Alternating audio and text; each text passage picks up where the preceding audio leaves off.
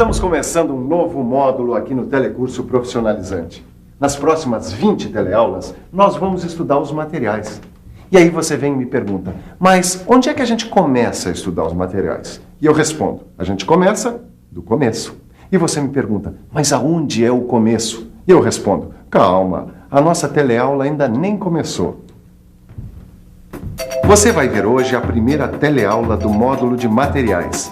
Nesse módulo, você vai aprender um monte de coisas sobre o ferro, o alumínio, o cobre e mais uma grande quantidade de materiais que fazem parte do mundo da mecânica. Começando nessa teleaula, bem do comecinho, com o estudo do átomo, das moléculas, dos polímeros, da estrutura cristalina e muito mais. Vamos começar, mas vamos devagar porque ninguém é de ferro. É ou não é? Pronto para a nossa teleaula? Muito bom. Mas eu devo dizer que ela não começa agora não. Ela começa há muito tempo atrás.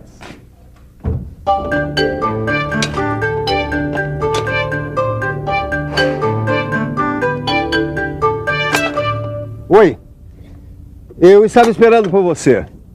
Eu estou aqui num ferro velho que fica bem pertinho da fábrica onde eu trabalho. Aqui a gente aprende muita coisa. O que, você duvida? Olha, eu sei que isso aqui parece o fim, mas não é o fim não. É apenas o começo do nosso estudo de materiais. Você quer ver? Olha só quanta coisa existe por aqui. Você sabe do que são compostas essas coisas? Pois bem, há muitos e muitos anos, um grego muito curioso, muito inteligente, ele fez essa mesma pergunta. Esse grego chamava-se Demócrito. Ele foi um dos primeiros a deduzir que toda a matéria é composta de pequenas partículas. E ele chamou essas pequenas partículas de átomos. Átomo é uma palavra de origem grega. Você sabe o que quer dizer átomo? Não? Átomo quer dizer indivisível. Legal, não é? Pois bem, átomo seria aquela partícula tão pequena, mas tão pequena que não poderia ser dividida. Hoje em dia a gente sabe que o átomo é composto de outras partículas menores. Mas para aquela época foi um avanço e tanto. Tanto é que esses estudos de Demócrito foram a base para o desenvolvimento da própria química. Sabia disso? Muito tempo depois, no começo do século XIX, o químico inglês John Dalton estabeleceu sua teoria atômica. E 60 anos depois, apareceu a primeira classificação geral dos elementos químicos. Daí para a tabela periódica que a gente conhece, foi um pulo. Você já percebeu que eu gosto de dar uns pulinhos lá no passado, não é? É que eu me interesso muito pela história dos materiais. Mas onde é que nós estávamos mesmo? Assim, a gente falava da evolução do estudo sobre os átomos. Pois muito bem, nós estamos saindo do passado para chegar aqui no presente. Hoje em dia, a gente sabe que tudo o que existe é formado por átomos. São os átomos que determinam se um material é aço, é plástico, é madeira ou até mesmo é o ar que a gente respira. Conhecendo melhor as leis que comandam as partículas, é que a gente sabe por que uns materiais são mais frágeis ou mais resistentes do que outros. Está entendendo por que todo este conhecimento é importante para quem trabalha na indústria mecânica? Conhecendo essas leis, a gente também sabe como o material se comporta nas coisas que usamos todos os dias. Por isso, em todas as teleaulas deste novo módulo de materiais, as reportagens vão te ajudar a conhecer melhor a matéria. E agora nós vamos continuar a nossa investigação sobre o átomo. A primeira coisa que a gente descobre num laboratório de química é a famosa tabela periódica.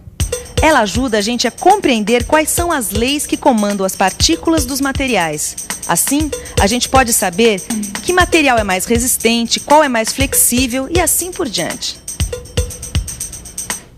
Vamos conversar agora com o professor Adriano. Professor, o que é importante para o aluno de mecânica conhecer sobre a química dos materiais? Em primeiro lugar, o estudante precisa saber que todos os materiais são compostos de átomos e que os átomos são formados por várias partículas. Dessas partículas, as que mais interessam para o nosso estudo são os prótons, os elétrons e os nêutrons. Por que prótons, elétrons e nêutrons? A teoria diz que no átomo existe um núcleo formado por prótons e nêutrons. Os prótons são partículas carregadas positivamente e os nêutrons são partículas estáveis, que não têm maior influência sobre as propriedades químicas e físicas mais comuns dos elementos. E os elétrons, que são carregados negativamente, giram ao redor desse núcleo. Muito obrigada. Nós vamos ver agora todo esse esquema do átomo que o professor acabou de nos explicar. Estamos estreando um novo quadro. Fique por dentro. Veja só como é a atividade de um átomo metálico. As órbitas são arrumadas em até 7 camadas em torno do núcleo, onde estão os prótons e nêutrons. Os elétrons giram nessas camadas em torno do núcleo. A última camada é chamada de camada de valência. Para que um átomo seja estável, deve ter 8 elétrons nesta camada. Só que isso, na maioria das vezes, não acontece.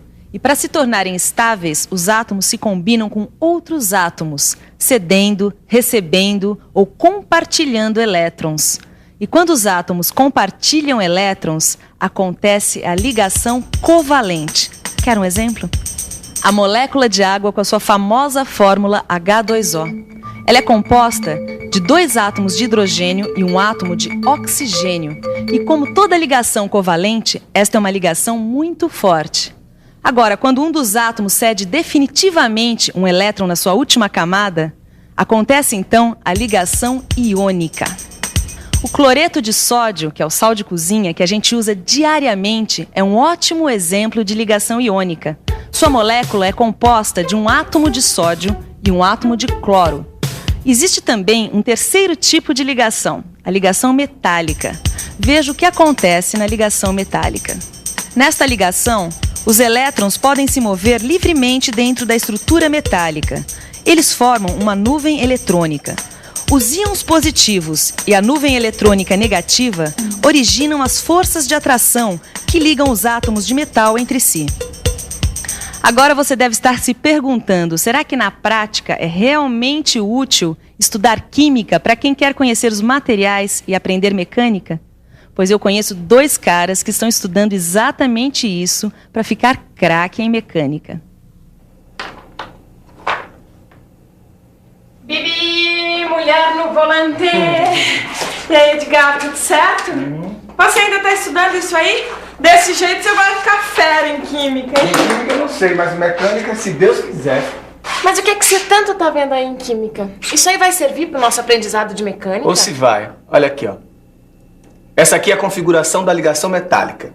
É assim que se formam os metais. Metais? Quer dizer, o ferro, o aço, o alumínio? Estudando a configuração da ligação metálica, a gente fica sabendo que, por causa dos elétrons livres, os metais são bons condutores de calor e eletricidade. Legal! Isso pode ser útil no nosso projeto, pode ajudar a gente na construção do kart, Claro não que pode. Olha aqui, ó. A gente precisa conhecer as propriedades dos materiais que nós vamos empregar no projeto do kart. Ó, aqui, por exemplo, precisa de um material de alta resistência. Mas, Edgar, vem cá, me responde uma coisa. O que é que mantém os átomos dos metais unidos, hein? Boa pergunta. Bom, até onde eu sei são as forças de atração atômica. Forças de atração atômica, isso parece coisa de filme de ficção científica. É, mas é coisa de química mesmo. Mas é bom a gente conferir isso lá no laboratório. Esta pergunta é importante. Professor, como agem as forças de atração atômica em um metal? Se você pudesse ampliar a ponto de ver as partículas da maioria das substâncias sólidas, veria que essas partículas se arrumam de uma forma muito organizada, como uma pilha de laranjas que você vê na feira. E os átomos são atraídos uns pelos outros devido a forças de atração atômica, se empilhando da mesma forma. Isso se repete em todo o material? Sim, é esta repetição que forma o que nós chamamos de estrutura cristalina. Estrutura cristalina. Em outras palavras, essa estrutura muitas vezes controla a forma externa do cristal, como um cristal de quartzo, por exemplo. Olha, tudo que você está vendo aqui nesta teleaula está no seu livro, porque todas as aulas de materiais vêm com exercícios para que você possa parar e estudar sempre que aprender alguma coisa nova. Por isso, agora, não é importante você decorar tudo, ficar anotando tudo que você está ouvindo. Porque aqui na TV, o mais importante é que você tenha uma boa ideia do que você vai ter que estudar depois no seu livro. Ó, esse livro aqui tem um assunto que nós estamos estudando, ó. O que é? A estrutura cristalina. Você já ouviu falar, não ouviu, Neuza? Já sim. Se a gente for olhar dentro de metais como o zinco, vai encontrar uma estrutura cristalina chamada de hexagonal compacta. Como essa daqui, ó. E outros metais, como o ferro, o cobre e o alumínio? O cobre e o alumínio apresentam a estrutura cristalina cúbica de face centrada, como essa daqui, sabia? Já a estrutura cristalina do ferro é cúbica de corpo centrado. Que interessante. Mas eu sabia, sim. Agora que a senhora está tão sabida, a pergunta é o seguinte. O que acontece com a estrutura desses metais quando eles sofrem um processo industrial? Uma laminação, por exemplo. Boa pergunta, hein, Edgar?